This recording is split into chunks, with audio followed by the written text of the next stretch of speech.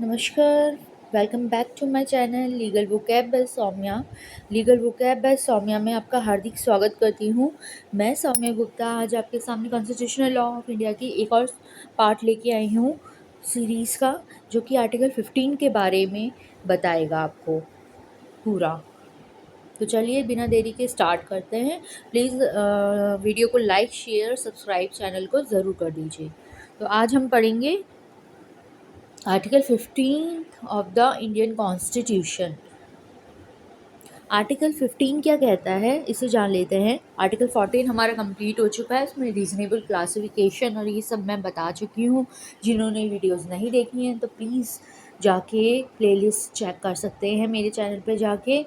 और अभी करते हैं स्टार्ट आर्टिकल 15। आर्टिकल 15 कॉन्स्टिट्यूशन का क्या करता है, रोकता है, फॉरबिड करता है discrimination on grounds only of religion, race, caste, gender और प्लेस ऑफ बर्थ पे।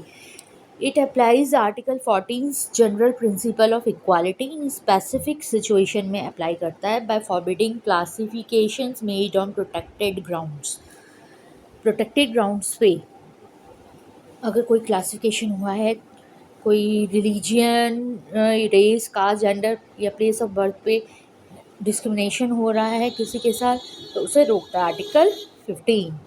while prohibiting discrimination based on prejudice के बेस पे भी डिस्क्रिमिनेशन रोकते हैं। The article is also the central issue in a large body of judicial decisions में भी, बहुत सारे जुडिशियल डिसीजंस में भी ये सेंट्रल पॉइंट इशू बनता है। आर्टिकल 15 पब्लिक डिबेट में भी बनता है और लेजिस्लेशन में भी बनता है, revolving round of affirmative action, reservations and quotas के ऊपर।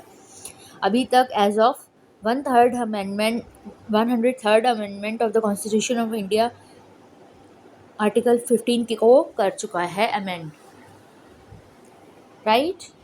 आर्टिकल 15 का फोर क्लॉजेज हैं। आर्टिकल 15 पे फोर क्लॉजेज हैं जो कि एक्सेप्शंस हैं। डिस्क्रिमिनेशन एक्सेप्टेड होता है कॉन्स्टिट्यूशनली, यानी कि इन केसेस में कॉन्स्टिट्यूशनली डिस्क्रिमिनेशन जो होता है एक्सेप्टेड होता है। आर्टिकल 15(3)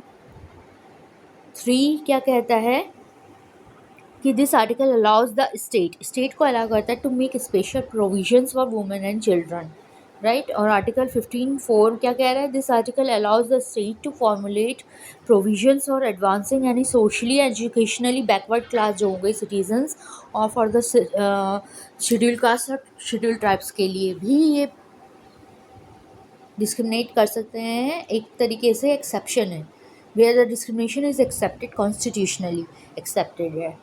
आर्टिकल 15(5) क्या कह रहा है, this article was added by the 93rd amendment. ये क्लॉज इम्पॉर्टेंट है, ये याद कर लीजिएगा। और कौन से अमेंडमेंट में हुआ है, 2005 के अमेंडमेंट 93rd अमेंडमेंट में इस क्लॉज को ऐड किया गया था। इस आर्टिकल के तहत under this article the state can make provisions for advancing यानी socially and educationally backward class of citizens और for the scheduled caste and scheduled tribes related to their admission. किसके रिलेटेड, इन सबको admission related to educational institutions, private institutions भी हों जो कि added help कर रहा हो, अनएडेड बाय द स्टेट के द्वारा। Minority educational institutions are not included in this. ये ध्यान में रखने वाली बात है कि माइनॉरिटी इंस्टीट्यूशंस इसमें इंक्लूड नहीं होते हैं। आर्टिकल 15(6) क्या कह रहा है,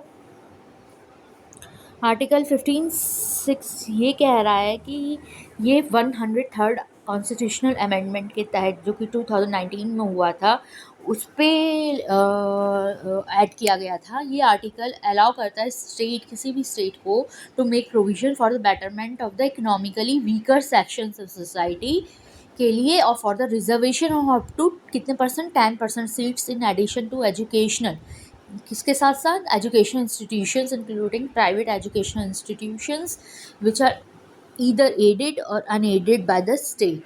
माइनॉरिटी एजुकेशन इंस्टीट्यूशंस इसमें भी इंक्लूड नहीं किए गए हैं। तो ये था आपका आर्टिकल 15 कि कौन से एक्सेप्शंस हैं, कब डिस्क्रिमिनेशन कॉन्स्टिट्यूशनली एक्सेप्ट करे गए हैं और कब वैसे ये आर्टिकल 15 फॉरबिड करता है, प्रोहिबिट करता है किसी भी डिस्क्रिमिनेशन को आर्टिकल 15 प्रोहिबिट करता है। तो ये तो था हमारा आर्टिकल 15 के बारे में। आई होप आपको पसंद आएगी वीडियो। पसंद आए तो लाइक शेयर सब्सक्राइब ज़रूर कर दीजिए चैनल को, और कमेंट अपनी क्वारीज ज़रूर पूछिए। Thank you for